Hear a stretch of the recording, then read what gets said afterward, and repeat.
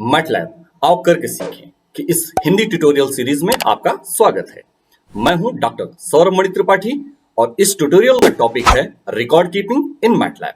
तो आइए मैटलैब करके सीखते हैं। इस ट्यूटोरियल में हम सीखेंगे कि मैटलैब के किसी सेशन के दौरान जो भी यूजर टास्क परफॉर्म करता है तो उससे जनरेट होने वाले जो वेरिएबल्स वर्कस्पेस में लिस्ट होते हैं उनको किस तरीके से सेव किया जा सकता है फ्यूचर यूज के लिए। इसे समझने के लिए एग्जाम्पल के तौर पर हम पहले कुछ कैलकुलेशंस परफॉर्म करेंगे। मान लीजिए हमने लिखा a is equal to 5, b is equal to 6, c में हम a और b का एडिशन कर लेते हैं a प्लस b, और एक मैट्रिक्स भी हम ले लेते हैं x is equal to 5 3 7 semicolon 9 3 5। तो इस तरीके से आप देख सकते हैं कि जो वेरिएबल्स हमने जनरेट किए वो सारे के सारे वर्क स्पेस में लिस्ट हो गए हैं। तो इस समय हमारे वर्क स्पेस में 4 वेरिएबल्स लिस्ट हैं a, b, c और x।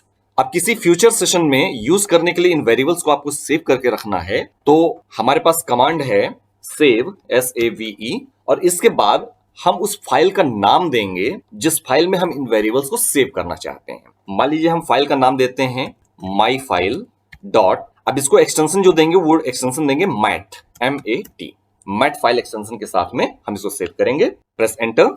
आप अगर करंट फोल्डर में देखें तो यहां पर myfile.mat नाम से एक फाइल क्रिएट हो गई है। इस फाइल में आपके वर्कस्पेस के सारे वेरिएबल्स सेव हो चुके हैं। अब ये देखने के लिए कि क्या वास्तव में myfile.mat में हमारे सारे वेरिएबल्स सेव हैं और उनको हम किसी फ्यूचर सेशन में यूज कर सकते हैं या नहीं कर सकते हैं, तो हम सबसे पहले वर्कस्पेस को क्लियर करेंगे, CLEAR। देखिए वर्कस्पेस से हमने सारे वेरिएबल्स को क्लियर कर दिया है। कमांड विंडो भी हम क्लियर कर देते हैं, CLC, यानी हम मैटलैब में फिर से एक नया सेशन शुरू कर सकते हैं।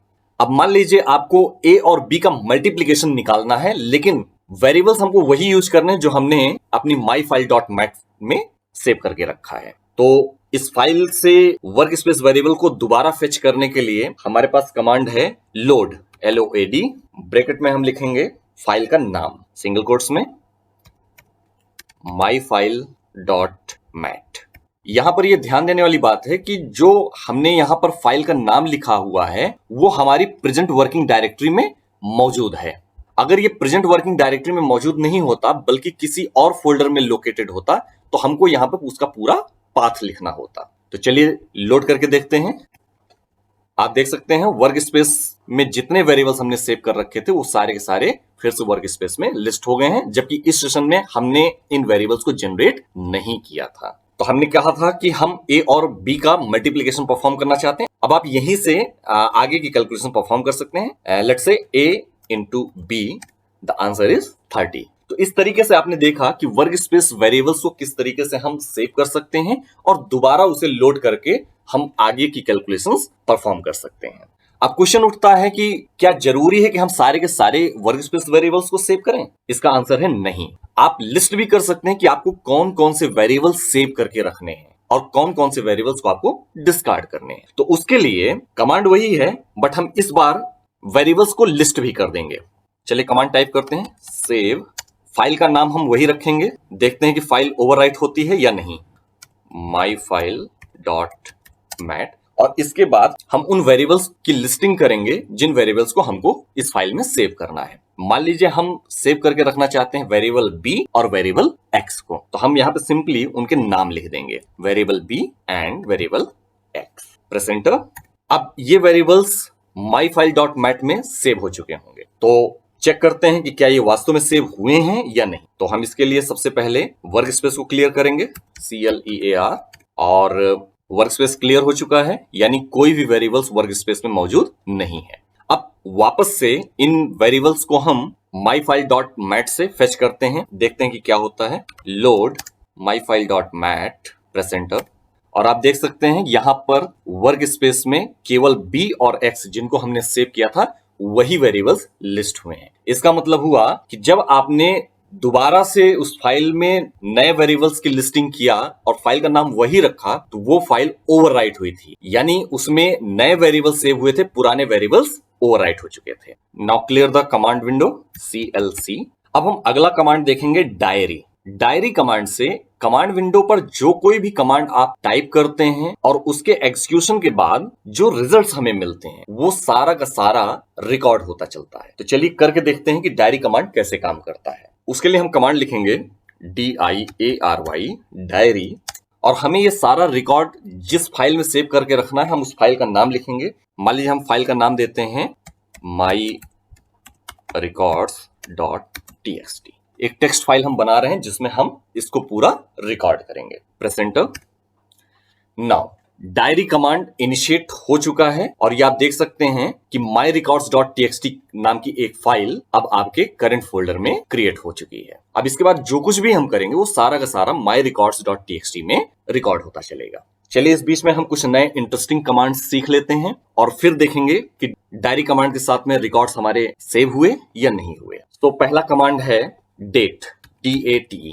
आप देख सकते हैं डेट कमांड लिखने से हमको आज की डेट, जिस डेट में मैं इस वीडियो ट्यूटोरियल को रिकॉर्ड कर रहा हूं वो डेट स्क्रीन पर डिस्प्ले हो गई है। अगला कमांड है date time, DATETIME।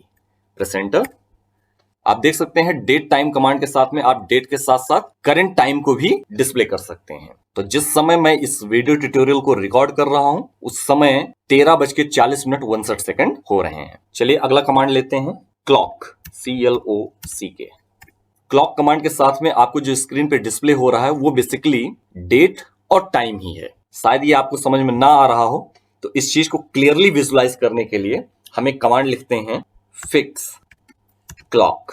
Fix command के साथ में हम जो वैल्यूज ये जनरेट हो रही थी इनको राउंड ऑफ कर लेंगे टुवर्ड्स 0। तो इस कमांड के साथ में देखते हैं क्या होता है। ये देखिए द आंसर इज 2020, यानी ये साल जिसमें ये वीडियो रिकॉर्ड हो रहा है, 5 महीना यानी मई, 30 date, 13 hours 43 minutes and 37 seconds. तो इस तरीके से क्लॉक कमांड के साथ में आप डेट और टाइम को एक दूसरे फॉर्मेट में जनरेट कर सकते हैं। अगला कमांड लेते हैं WHO, WHO। जो दिखाई पड़ रहा है यहां पर लिख रहा है your variables are B, X and answer.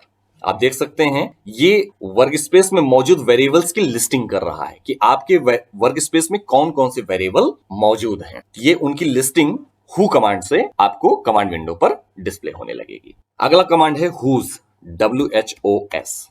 आप देख सकते हैं whos कमांड्स के साथ में आप वर्क स्पेस वेरिएबल्स की लिस्टिंग के साथ साथ उनकी साइज, बाइट्स, क्लास और एट्रीब्यूट्स, ये सारी लिस्टिंग आपको स्क्रीन पर दिखाई पड़ जाएगी। तो चलिए अब देखते हैं कि डायरी कमांड के साथ में हमारे रिकॉर्ड सेव हुए या नहीं हुए। जो कुछ भी हमने डायरी कमांड को इनिशिएट करने के बाद किया है क्या वो पूरा का पूरा सेव हुआ है या नहीं। तो डायरी को हम ऑफ करेंगे, DIARY diary of. Press enter. और अब हम खोलेंगे myrecords.txt को, डबल क्लिक करते हैं। आप देख सकते हैं myrecords.txt आपको MATLAB एडिटर विंडो पर देखने को मिल रहा है। और डायरी कमांड इनिशिएट होने के बाद जो हमने सबसे पहला कमांड दिया वो डेट, उसका आंसर, फिर डेट टाइम, फिर आंसर। उसके बाद यहां पर आप देख रहे होंगे एक लिंक। एक्चुअली ये लिंक वही है जो डेट टाइम कमांड के साथ में आपको यहां पर दिखाई पड़ रहा है। ये एक हाइपर लिंक है, जब आपने डायरी कमांड लिखा तो उसमें ये लिस्ट हो रहा है। इस तरीके से जो कुछ भी हमने कमांड विंडो पर परफॉर्म किया वो सारा का सारा, वो सारे कमांड्स, उनके आउटपुट्स, वो सब का पूरा रिकॉर्ड यहाँ पर क्रिएट हो गया है। क्लोज करते हैं। Now clearing the command window, CLC। मान लीजिए किसी MATLAB सेशन के दौरान आप कुछ टास्क परफॉर्म करना चाहते हैं जिसको आप रिकॉर्ड में नहीं रखना चाहते हैं, तो उसके लिए आप कैसे करेंगे। तो चलिए आइए उसको भी समझते हैं कि ये काम कैसे किया जाएगा। तो चलिए हम फिर से डायरी को इनिशिएट करते हैं, DIARY डायरी। इस बार हम एक नई फाइल बना लेते हैं, myrecordsnew, myrecordsnew.txt। Press enter. आप देख सकते हैं एक और फाइल यहां पर क्रिएट हो गई myrecordsnew.txt के नाम से। अब हमारा डायरी कमांड इनिशिएट हो चुका है। अब इसके बाद हम कुछ कैलकुलेशंस करेंगे। तो चलिए फिर से कैलकुलेशंस करते हैं। सबसे पहले मान लीजिए हम डेट कमांड डालते हैं, DATE। आप देख सकते हैं 30 मई 2020 डिस्प्ले हो रहा है। और इसके बाद हम जो कुछ करना चाहते हैं उसको अभी हम रिकॉर्ड में नहीं लाना चाहते हैं, तो हम यहां पर लिखेंगे diary of, DIARY diary of. Press enter. और इसके बाद हम कुछ टास्क परफॉर्म करेंगे जिनको हम रिकॉर्ड में नहीं लाना चाहते हैं। चलिए मान लीजिए हम वो टास्क लेते हैं क्लॉक कमांड के आउटपुट को हम फिक्स कमांड के साथ में लिखते हैं, फिक्स क्लॉक। और इसके बाद अब हम चाहते हैं कि इसके बाद जो कुछ भी हम करें वो फिर से रिकॉर्ड हो, तो हम लिखेंगे डायरी ऑन। अब हमने फिर से डायरी को ऑन कर दिया, प्रेस एंटर। और इसके बाद हम फिर से कमांड देते हैं, मान लीजिए हमने दिया डेट टाइम। चलिए एक कमांड और लिख लेते हैं हु, और फिर से अब हम देखते हैं कि क्या हमारा रिकॉर्ड हो गया है कि नहीं हो गया। तो फाइनली हम डायरी को ऑफ कर देते हैं, डायरी ऑफ। अब हम चेक करेंगे कि बीच में जो कमांड्स हम नहीं रिकॉर्ड करना चाहते थे वो वास्तव में रिकॉर्ड में है या नहीं है। हमने डायरी ऑफ करने के बाद जो कमांड दिया था वो क्लॉक था और फिक्स क्लॉक था, और इसके बाद हमने डायरी को ऑन कर दिया था। तो चलिए देखते हैं कि ये दोनों कमांड्स रिकॉर्ड में हैं या नहीं है। Now double click on this file, ये फाइल आपके सामने खुल गई है। अब आप देख सकते हैं डेट के बाद डायरी ऑफ कमांड के बाद देखिए डेट टाइम आ गया, यानी बीच का जो क्लॉक हमने कमांड दिया था वो कहीं पे भी रिकॉर्डेड नहीं है। तो इस तरीके से आपने देखा कि डायरी ऑफ करने के बाद जो कुछ भी आप करेंगे वो रिकॉर्ड में नहीं जाएगा, और जैसे ही आप डायरी ऑन करेंगे वो सारा का सारा रिकॉर्ड हो जाएगा। तो इस तरीके से आप डायरी कमांड को रिकॉर्ड कीपिंग के लिए यूज कर सकते हैं। Thanks for watching, good bye.